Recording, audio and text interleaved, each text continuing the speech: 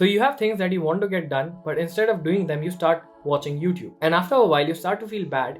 So you decide to watch something productive and somehow land on this video. Well, congratulations, because in this video, I'll actually tell you how I reduced my own screen time from 6 to 8 hours a day during lockdown to now just under 30 minutes. And to make sure it works, watch this video with full attention and focus, and make sure this is the last video that you watch, and I promise you that you won't be disappointed. So the first thing that you need to do is decide that what is it that you're actually procrastinating on.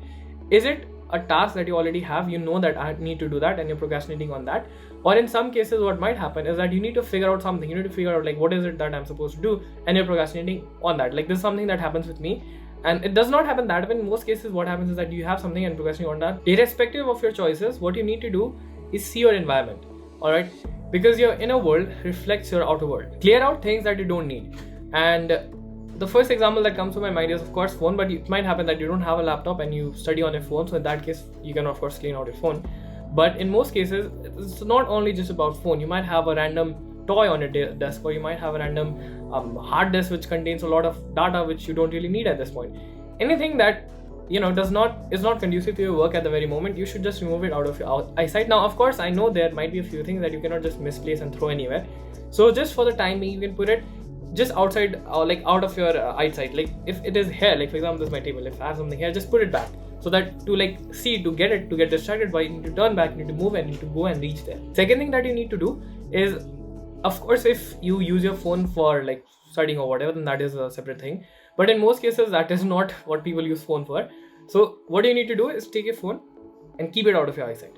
Alright, what you could do, what I personally do is that I have a window there, if you can see. What I do is I take my phone, I turn off the Wi-Fi on my phone, and I have already like blocked all the notifications from all apps. I don't have any social media installed on my phone, and plus I have WhatsApp and I have like Gmail and all those things. So what I do is I have blocked all notifications, because if someone really needs to reach out to me urgently, they will either SMS me or they will call me directly.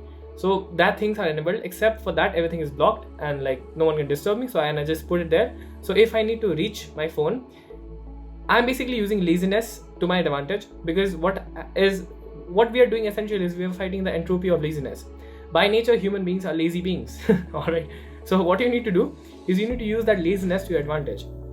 If you're just going to have phone just beside you, then it's reachable, you're of course going to start scrolling. But if you just put it far away from you, until and unless you really need a phone for something that you want to do, something that is good and productive, you are not going to go there.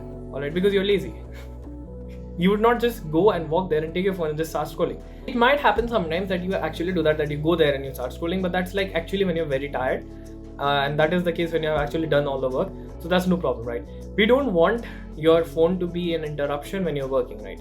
And if you're working, then working at your desk, does that demand more energy, or standing up, walking and going to that window and taking your phone and then scrolling, which demands more energy, right?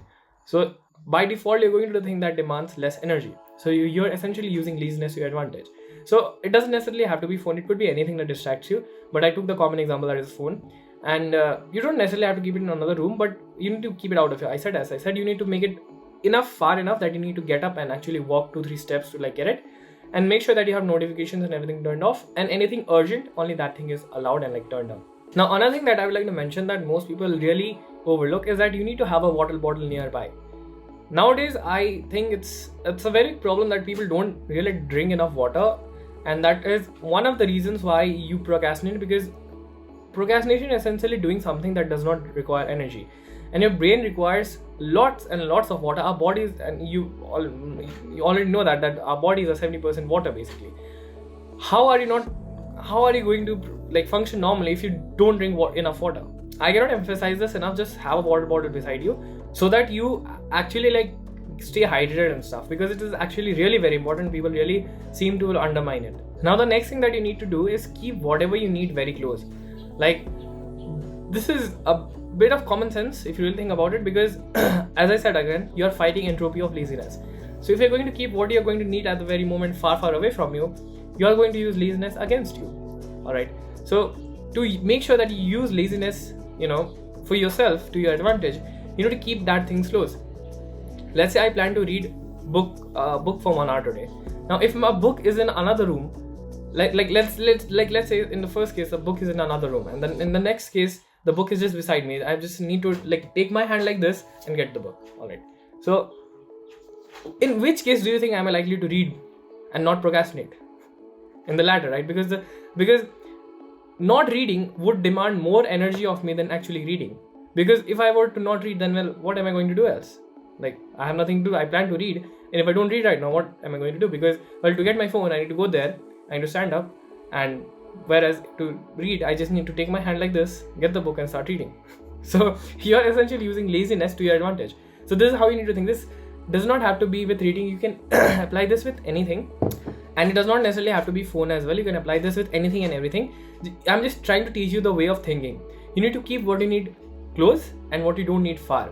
Basically, it is something that I read in Atomic Habits. All right, you need to increase the friction with the things that you use to procrastinate, and you need to decrease the friction between what you want to do and like what you need right now. Like, for example, the friction between me and my book is very less. I just need to take my arms like this and I'll get the book.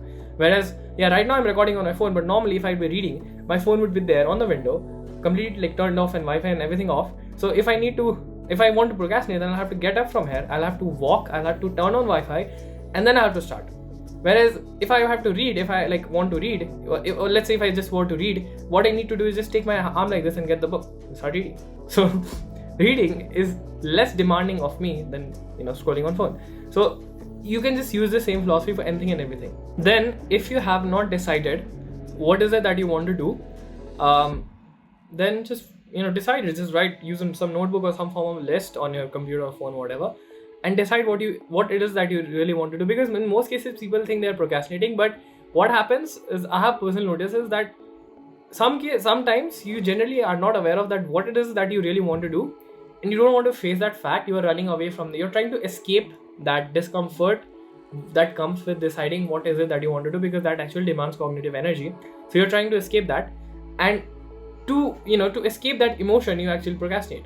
So it is very important to do this and then decide what it is that you want to do, because there might be a few things that you don't want to do but you still have to do, and then there will be things that you want to do and you have to decide that. All right, so make a list with all these things. You can use a notebook or to-do list, whatever you prefer. Then what you need to do is break it down.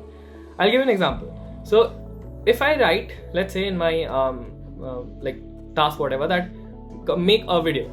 So what I have personally noticed as well is that when I just write make a video, I tend to procrastinate more. Whereas if I just write on the very same day, or like this is on the very same day, if I write, design the thumbnail, design the title, write the content, record the video, edit the video, or these 5 things, and just make the video.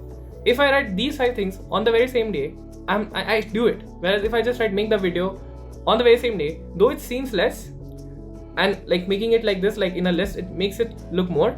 But the thing is, doing it this way gives your brain more dopamine and more satisfaction. And due to our ancestral history, our brain prefers actually more and quick dopamine. And that is why what this list does is that after every task you're getting dopamine. Whereas in this case, if I just write make a video, I'll still get dopamine, but it'll be after a long time, and it'll not be that quick, and it'll like demand a lot of work, and only after that I'll get. Whereas in this case, I'm getting dopamine after every little bit of work. All right, so our brain prefers that. Let's say if you're in school or like high school or whatever, you need to complete a certain chapter.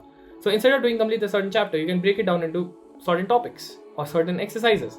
All right, let's say you have a project. So instead of complete the project, break that project down into multiple pieces. Like, for example, find the materials, research. If you need a team, find a team. All right, watch some tutorials, all these things. All right, break it down, because once you break it down, you want to do it, because once you start doing 1 to 2 tasks, you'll automatically want to do more. And I know this is something you might have heard somewhere else as well, but the thing is, if you don't write it down, it will not make sense. If you just think about it, it will not make sense. What most people do is they don't just think about it and they don't write it. You need to write it somewhere. You can use a list, you can use a app, you can use a computer, doesn't matter, but you need to write it down and you need to break it down. And that's it. That's basically what you need to do to stop your procrastination issues. And with that being said, I'll see you soon.